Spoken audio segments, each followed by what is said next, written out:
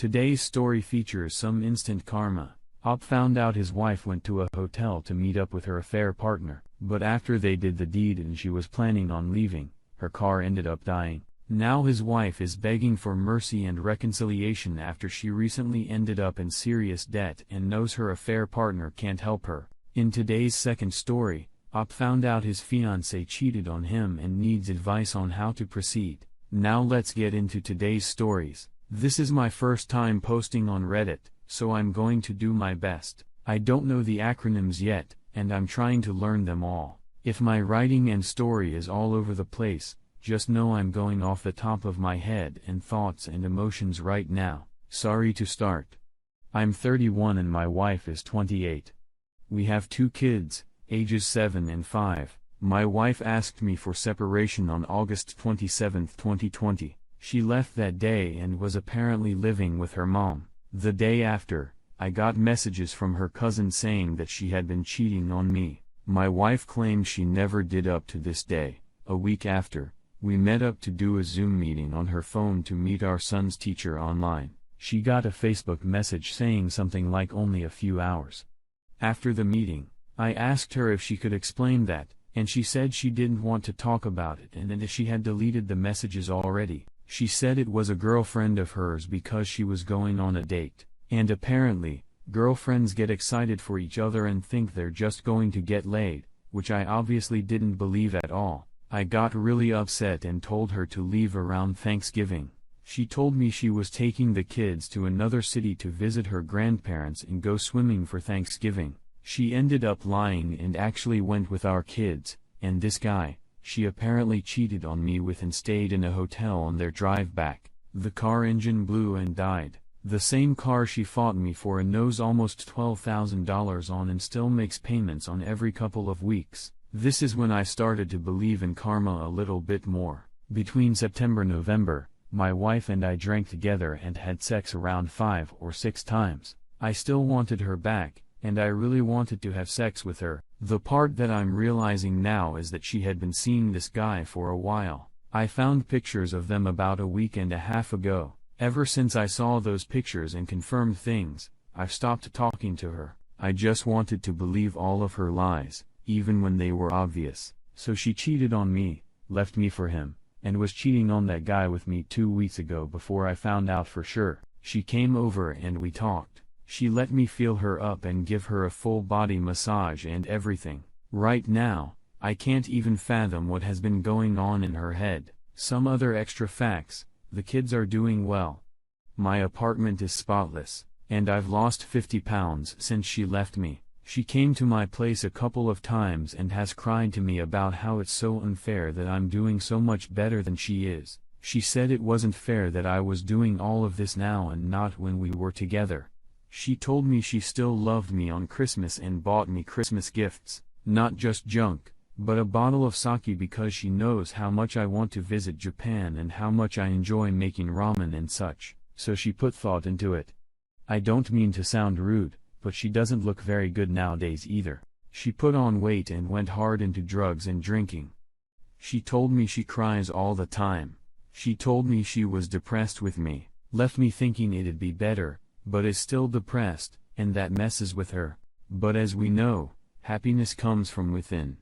And she has none, so if you left me for someone else, at least be happy about it and make the best of it. She hasn't texted me for 4 days now. That's the longest she hasn't texted me in 4 months. She told me before when we were together that if she ever left, I would fail. When I started a job working in a kitchen, I started as a dishwasher and she said I would never make any friends. Apparently, she forgot how social and good with people I am. All the waitresses loved me, and I moved from dishwasher to working on the line. Then I was asked if I'd want to bargain. At the time, I was overweight, and my self-worth and confidence were shot, so I didn't take up the bartending job. She didn't like how many people, especially girls, ended up liking me throughout the marriage. Whenever my wife and I would go out drinking, she would always end up twerking on the wall or the floor and letting guys videotape her. She flirted with everyone and even had many of my close friends thinking I wanted a threesome with her. I don't drink often, but one Halloween, I drank too much at a friend's party and ended up passing out and throwing up everywhere. While I was doing that, she was in the bathroom with guys, showing her chest off for free coke and who knows what else. But she convinced me nothing happened and ended up making me think I was crazy and that everyone else was wrong, basically gaslighting me. I'm seeing a therapist now, and I'm learning that basically she just needed attention from external sources nonstop.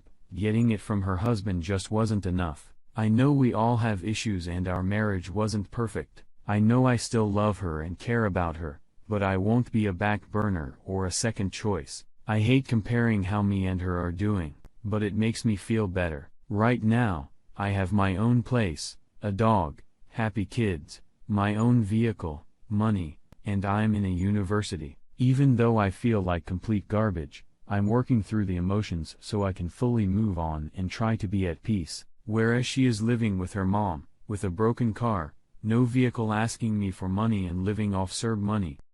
Unhappy and depressed. She thought the grass was greener and found out that it wasn't. She is so afraid to be alone with her own thoughts that she still sleeps with her mom or the kids sometimes. When I have moved on, she will not have. I don't know if she will ever move on because she knows she made a mistake and is stubborn in the end. I just don't know why she cheated and left but continues to text me, had sex with me, and told me how I'm doing so much better than her. It boggles the mind, but then again, how can you understand someone who doesn't even understand themselves?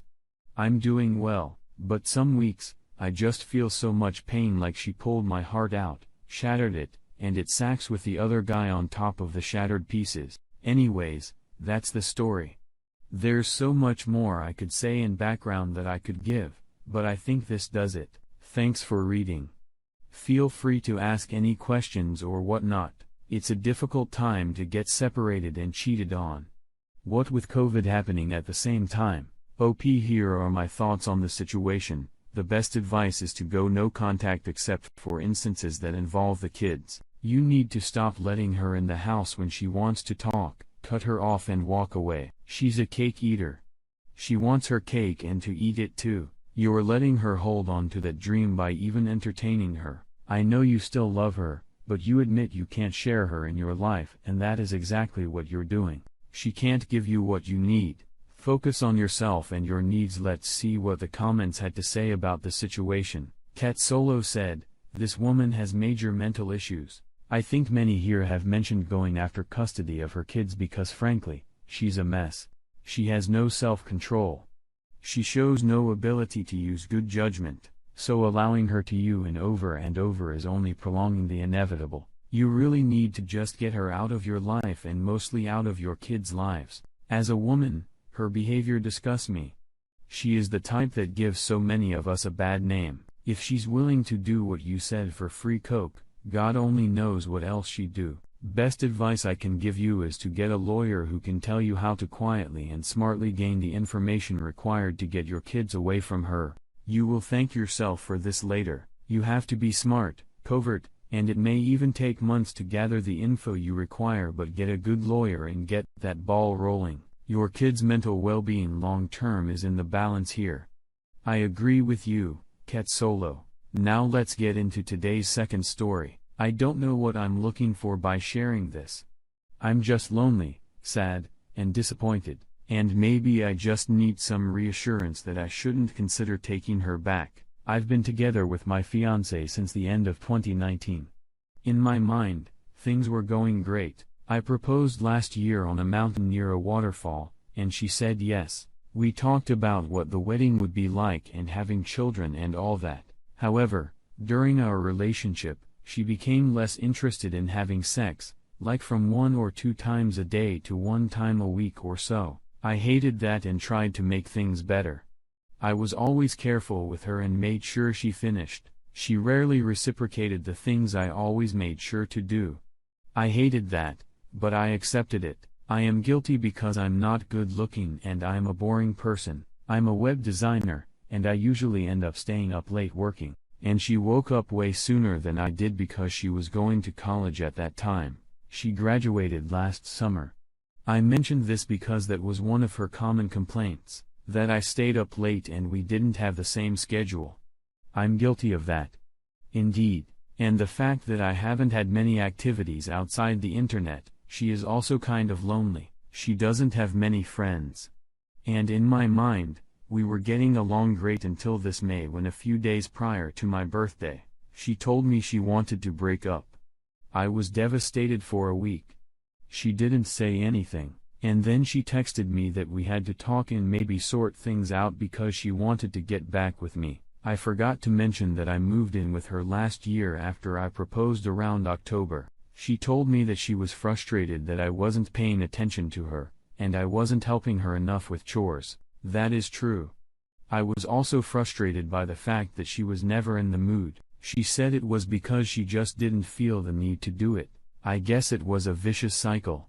We talked, got back together, and sort of moved back to her place. However, in that particular period of time, she unintentionally hinted that she had been seeing someone during the week we were separated. I pushed her, and she confessed that she had been going out with the guy, but said she didn't do anything with him. I was mad.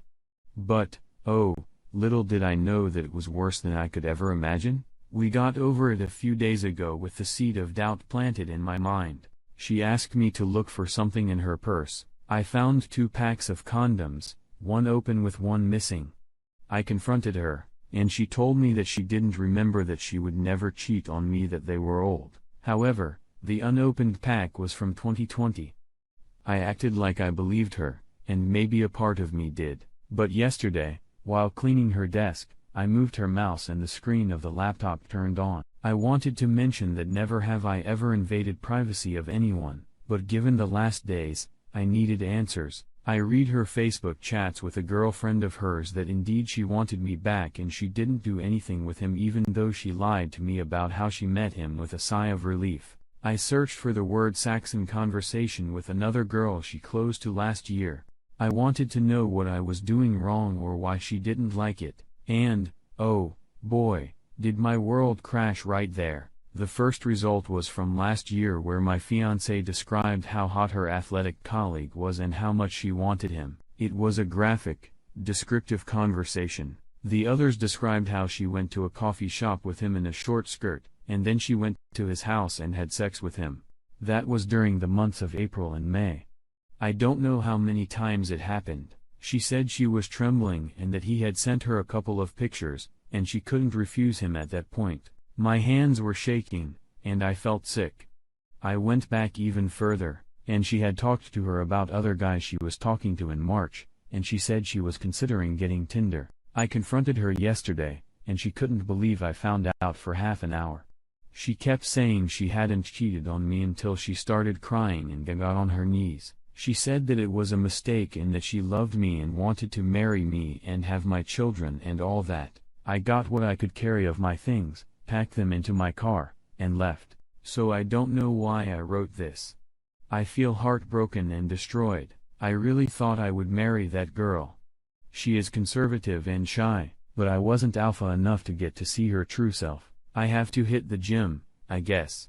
I still can't believe it happened. But, yeah. She keeps texting me that she doesn't want to leave me and she would do anything to get me back, and I'm grossed out by the fact that her 2 girlfriends encouraged this behavior, maybe because she was only telling them the bad things. A month after she cheated was one of their birthdays, so we got together with them and their boyfriends. So I was probably in a room full of people knowing I got cheated on, and I had never a clue at that time. Thank you for reading if you got this far, and sorry for being chaotic in my writing. OP, you're doing everything right, except for one thing, blaming yourself. You're a decent honorable guy, and you don't deserve this kind of treatment.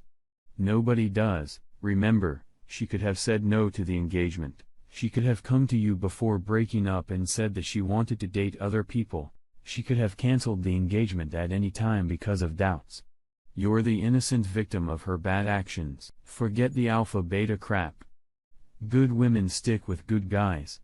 She's not a good woman. If you want a good woman, keep being a good guy, but maybe with a little more awareness next time. For now, do what makes you happy. Sports, working out, hobbies, reading, travel, do all the things you always wanted to do in your life.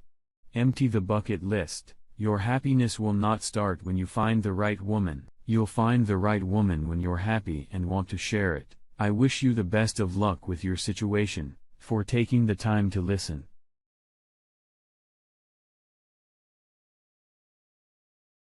And comment